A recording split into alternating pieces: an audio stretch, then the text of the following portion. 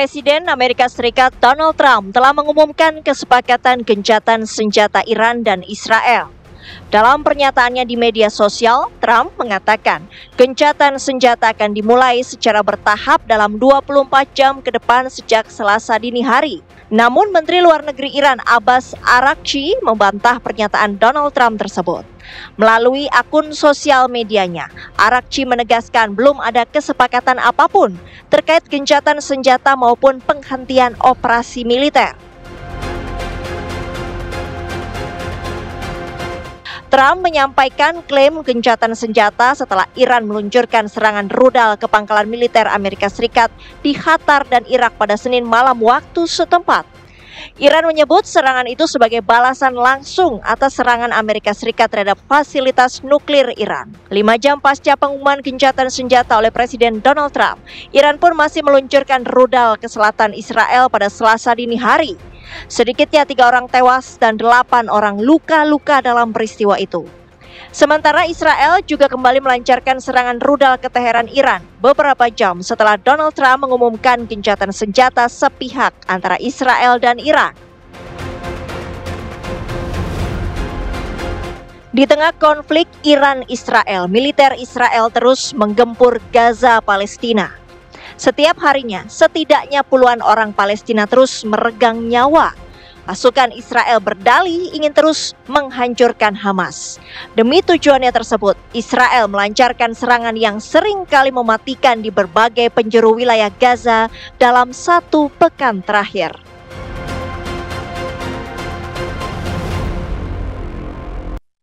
Kami akan langsung membahasnya pemirsa bersama dengan sejumlah narasumber yang telah hadir di studio. Kita akan sapa satu persatu. Di sebelah saya sudah ada Bu Suzy Sri Suparin S. Sudarman yang merupakan pakar hubungan internasional dari Universitas Indonesia. Selamat malam Bu Suzy. Selamat malam Ketemu Tiara. lagi kita. Terima kasih.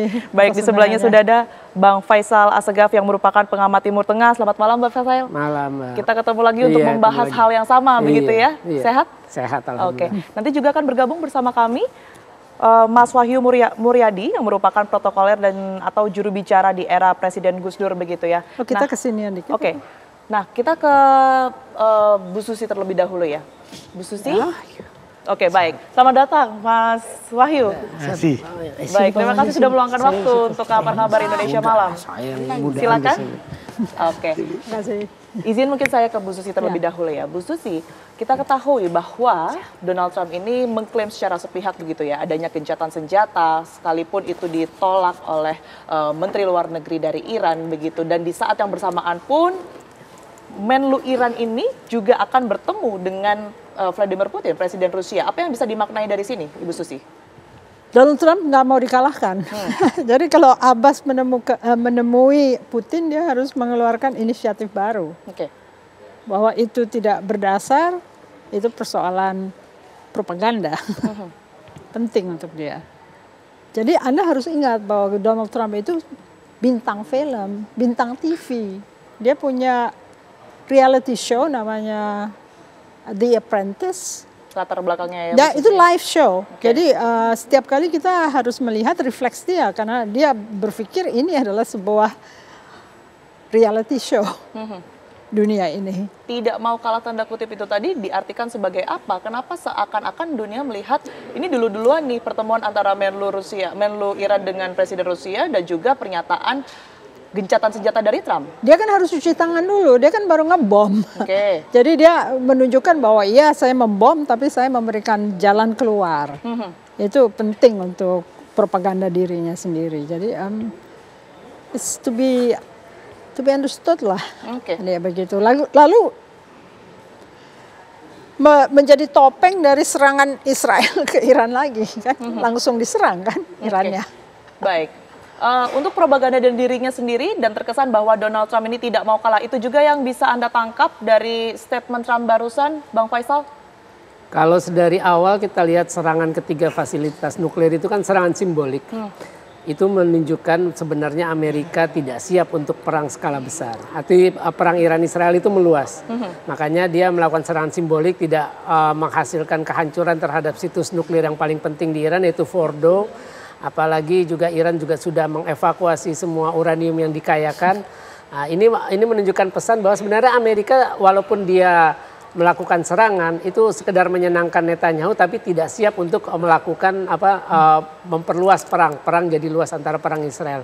Sama ketika Iran melakukan serangan simbolik ke Qatar, itu istilahnya aksi resiprokal lah. Ketika Amerika simbolik, Iran juga simbolik. Tapi simboliknya Iran ini bisa diartikan begini.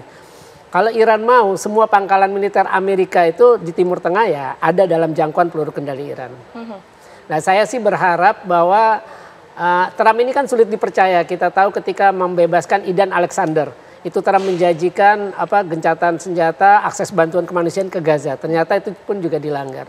Saya kira Iran harus mempertahankan momentum ini untuk terus menyerang Israel, karena ya itu tadi, sejak perang Arab Israel 1973 itu kan belum pernah ada lagi negara yang berperang melawan Israel. Nah, jaraknya itu kan sekitar 52 tahun sekarang. Baru 52 tahun ada negara yang berani berperang dengan Israel. Dan pesan Trump bahwa gencatan senjata sepihak itu menunjukkan bahwa Trump sadar yang dilawan ini adalah Iran dan bisa memberikan perlawanan yang setara. Artinya dari awal saya bilang Israel itu sudah kalah melawan Iran. Karena ya itu tadi, negara yang pernah kena blokade ekonomi, politik, militer bisa memberikan perlawanan yang meluluh lantakan Tel Aviv dan menghancurkan Haifa. Itu kan tidak pernah dibayangkan oleh orang. Melawan Hamas saja sejak Oktober 2023, Netanyahu gagal mencapai 3 tujuan perangnya. Apalagi ini melawan sebuah negara yang apple to apple dengan Israel. Oke, baik. Saya bergeser ke Mas Wahyu. Mas Wahyu, Anda kan memiliki pengalaman personal begitu ya di Iran. Pada saat itu kalau tidak salah di tahun 1992 mendampingi Presiden Gus Dur begitu ya. Nah, ini Anda saat ini melihat kondisi Iran yang kemudian ini jadi pusat semacam konflik global yang terjadi. Ini seperti apa, Mas Wahyu? Iya, saya koreksi, saya 2 kali ke Iran. Yang pertama ada tugas jurnalistik sebagai wartawan Tempo tahun 1991. Kemudian yang kedua ketika mendampingi Gus Dur sebagai kepala protokol istana tahun 1999. Baik, berarti terakhir 99 ya? Iya, 99. Ya. Jadi 2 kali. Yang menarik di situ kami memang satunya tugas jurnalistik yang mendampingi Gus Dur juga waktu itu sebagai ketua umum PBNU, ketemu dengan para ulama-ulama ya level tinggi di sana yang namanya Ayatullah, Payamullah itu serta para hujatul Islam di kota-kota suci di Qum, di Mashhad dan juga di Teheran. Nah, di situ ketika usai sholat zuhur, saya ingat saya di sebuah masjid di Mashhad, itu tepat tidak jauh dari makam Imam Ali Reza. Itu kami ketemu sama Pak Ayatullah Ali Khamenei. Nah, itu spontan ketemu, orangnya asik ngobrolnya, itu sangat bersahaja sekali dan nggak lama sih, mungkin hanya 10-15 menit, langsung spontan di masjid kita ngobrol sambil berdiri begitu. Ya sudah, terus kemudian balik. Ya, kesan saya ya, terus saya yang menarik, Iran ini harus dilihat sebagai satu tradisi yang lama. Ya, satu peradaban yang kuno sekali ya, 3000 sebelum Masehi bahkan.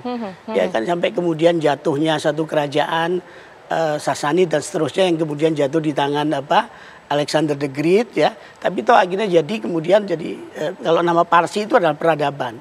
Kemudian jadi negara setelah diproklamasikan oleh si Reza Pahlavi, ya kan? Nah, dari situ yang saya lihat adalah sisi lain adalah faktor tradisi keulamaan itu bercampur dengan kesenian, dengan hal-hal yang sifatnya modernitas yang sangat begitu indah gitu ya. Jadi yang membuat saya itu ya, itu sisi lain betapa dia memang sangat konsisten, betapa mereka betul-betul bisa menjaga daya tahan dari peradaban dan keseniannya. Nah, mungkin dari sisi lain yang seperti saya lihat waktu itu adalah, nah ini bagaimana dia berperang. Melawan Irak aja 8 tahun coba. Ya, akhirnya banyak pengamat yang mengatakan itu yang menang ya Iran gitu ya. Jadi dia memainkan peranan yang penting dalam konstelasi alutsista di Timur Tengah, di negara Teluk khususnya. Makanya ketika Selat Hormuz ditutup ya udah, makanya Trump merengek-rengek supaya di lobi untuk dibuka kembali gitu.